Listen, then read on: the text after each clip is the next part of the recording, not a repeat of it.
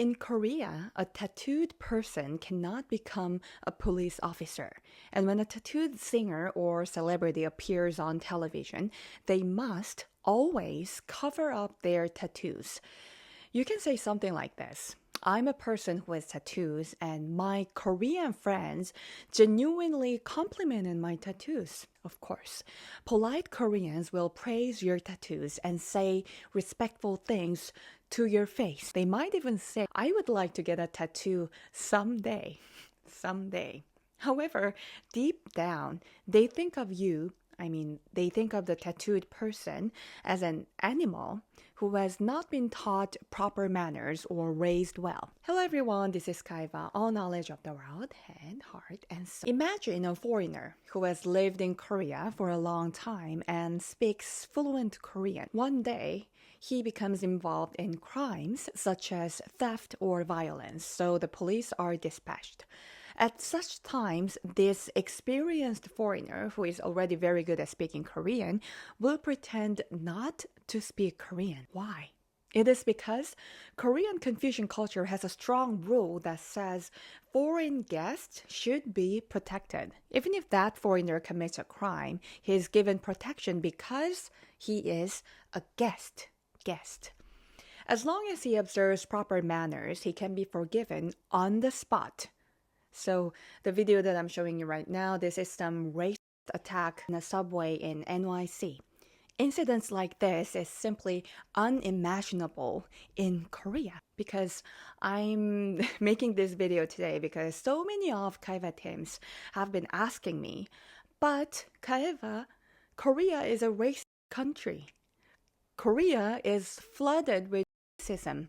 I got so many comments like that and questions for so many times, for so many years, and today I'm finally talking about it. The racism in Korea. So in Korean, the suffix 님, N-I-M, is a mark of respect. You will hear it in titles such as teacher plus 님, 선생님, representative plus 님, and pastor, 목사 plus 님, 목사님, like that. It is a strong expression of honor. So among the words that receive this honorific is guest, 손님, 님. So it is honored. So there is the proverb, the guest is king. In Korea, a thief is even referred to a night guest. Guest, an expression implying a guest who visits our home at night. The West tends to discriminate against criminals. However, in Korea, those who violate ethical and moral standards face even harsher discrimination than criminals do. What do we mean by ethics and morality? Sounds so vague, right? There are dozens, if not hundreds, of principles. But I will mention the two most fundamental ones today. First is to take good care of one's body and dress neatly. This is a very strict dogma. 100 years ago, the Korean government issued a cut hair order. A law was enacted requiring all men to cut their hair short. You might wonder, all the male to cut their hair short? So did they have long hair before? Yeah. Because Confucianism strongly valued honoring their ancestors, and hair was seen as a gift from them, from your ancestors. So it was against its teachings if you cut your hair, which is given by your ancestors. And you should honor your ancestors. And of course, you should honor the gift coming from your ancestor, your hair. When this law was enacted, many men in Korea's Confucian state chose side sue rather than comply. Similarly, getting a tattoo is seen as defacing the body inherited from one's ancestors. Having tattoos is taken to mean that one did not receive proper education.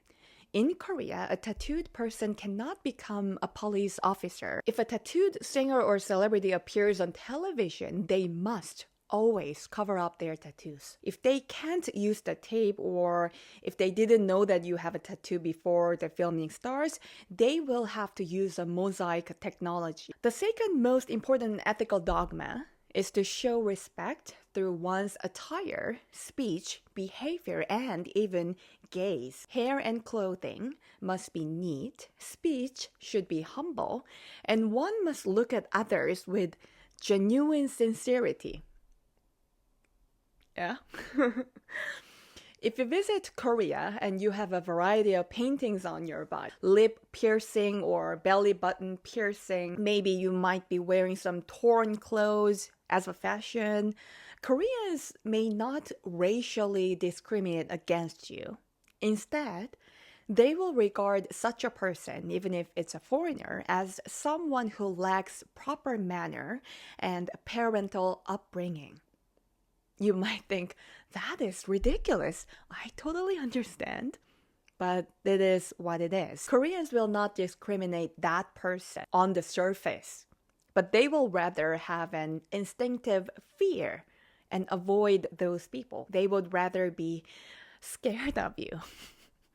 In conclusion, there is no racial discrimination in Korea. In Korea, cases of foreigners falling victim to crime occur only about 3 times in 10 years. What some might call racial discrimination is really a misunderstanding born of cultural differences. Many have asked how Koreans truly feel about Muslims. While no one speaks the whole truth, I, KAHEVA, will be honest with you. I believe that most Muslims are kind and peace-loving. However, I also think that a fearsome Muslim lurks among them. And the reason for this, I believe, is the media. Korea expects its people not to envy or harbor jealousy, even in thought, toward the rich, the royalty, or the wealthy people. Confucianism teaches that your enemy is yourself. The general public is simple. It may be hard to deceive one person, but it is incredibly easy to deceive the masses, the public. The public doesn't think about causes or reasons. They rely on what they see and form intuitive judgments. Now look at the photos.